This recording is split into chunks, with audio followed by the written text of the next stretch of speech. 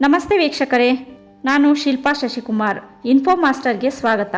ನಮ್ಮ ಚಾನಲ್ಗೆ ಇನ್ನೂ ಸಬ್ಸ್ಕ್ರೈಬ್ ಆಗಿಲ್ಲ ಅಂದರೆ ಈಗಲೇ ದಯವಿಟ್ಟು ಸಬ್ಸ್ಕ್ರೈಬ್ ಆಗಿ.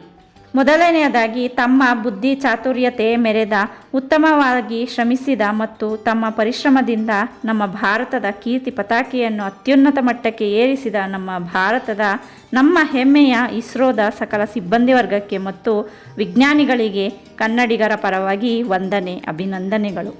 2023ರಲ್ಲಿ ಸ್ಪೇಸ್ ಎಕ್ಸ್, ನಾಸಾ ಮತ್ತು ಇಸಾಗಳು ವಿಶ್ವ ಬಾಹ್ಯಾಕಾಶ ಪ್ರಶಸ್ತಿಯನ್ನು ಹಂಚಿಕೊಂಡಿದ್ದವು. 2024ರ ವಿಶ್ವ ಬಾಹ್ಯಾಕಾಶ ಪ್ರಶಸ್ತಿಯನ್ನು ನಮ್ಮ ಹೆಮ್ಮೆಯ ಭಾರತದ ಇಸ್ರೋ ಗಳಿಸಿದೆ. ಇಸ್ರೋದ ಚಂದ್ರಯಾನ 3ಗೆ ತನ್ನ ಐತಿಹಾಸಿಕ ಮೈಲಿಗಲ್ಲಿಗೆ ಈ ಪ್ರಶಸ್ತಿ ದೊರಕಿದೆ. ತನ್ನ ಚಂದ್ರಯಾನ 3 ಅನ್ನು ಚಂದ್ರನ ದಕ್ಷಿಣ ಧ್ರುವದಲ್ಲಿ ಯಶಸ್ವಿಯಾಗಿ ಇಳಿಸಿ ಭಾರತ ಪ್ರಪಂಚದ ಮೊದಲ ದೇಶ ಅನ್ನೋ ಖ್ಯಾತಿಗೆ ಪಾತ್ರವಾಗಿದೆ. ಚಂದ್ರಯಾನ 3 ಚಂದ್ರನ ದಕ್ಷಿಣ ಧ್ರುವದಲ್ಲಿ ಆಗಸ್ಟ್ 23, 2023ರಂದು ಯಶಸ್ವಿಯಾಗಿ ಇಳಿಸಿತ್ತು.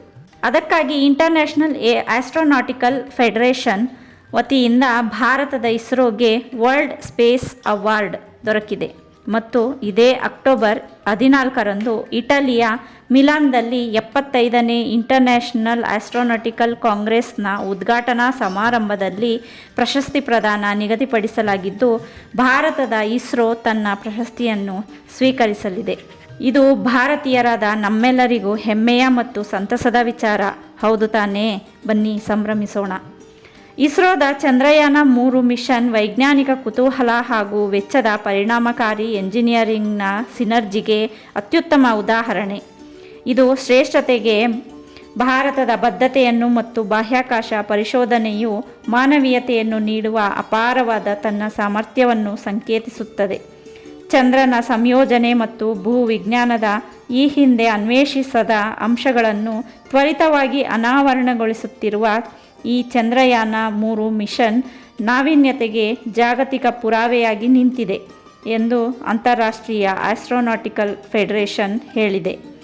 ಚಂದ್ರಯಾನ 3ರ ಹಲವು ಪ್ರಥಮಗಳಲ್ಲಿ ಭಾರತದ ಬಾಹ್ಯಾಕಾಶ ಮತ್ತು ಪರಮಾಣು ಕ್ಷೇತ್ರಗಳ ಯಶಸ್ವಿ ಸಮನ್ವಯವು ಪರಮಾಣು ತಂತ್ರಜ್ಞಾನದಿಂದ ಚಾಲಿತ ಚಂದ್ರಯಾನ 3 ಮಿಷನ್ನ ಪ್ರೊಪಲ್ಷನ್ ಮಾಡ್ಯೂಲ್ ಆಗಿದೆ. ಚಂದ್ರಯಾನ 3 ಲ್ಯಾಂಡಿಂಗ್ನ ಮೊದಲ ವಾರ್ಷಿಕೋತ್ಸವವನ್ನು ಗುರುತಿಸಲು ದೇಶಾದ್ಯಂತ ಹಲವಾರು ಕಾರ್ಯಕ್ರಮಗಳನ್ನು ಆಯೋಜಿಸಲಾಗಿದೆ ಎಂದು ಮಾಹಿತಿ ದೊರಕಿದೆ. ಮತ್ತೊಂದು ಮಾಹಿತಿ ಹೊತ್ತ ವಿಡಿಯೋದೊಂದಿಗೆ ಮತ್ತೆ ಭೇಟಿಯಾಗೋಣ. ಸ್ನೇಹಿತರೆ, ಧನ್ಯವಾದಗಳು. ಜೈ ಹಿಂದ್, ಜೈ ಭಾರತ್.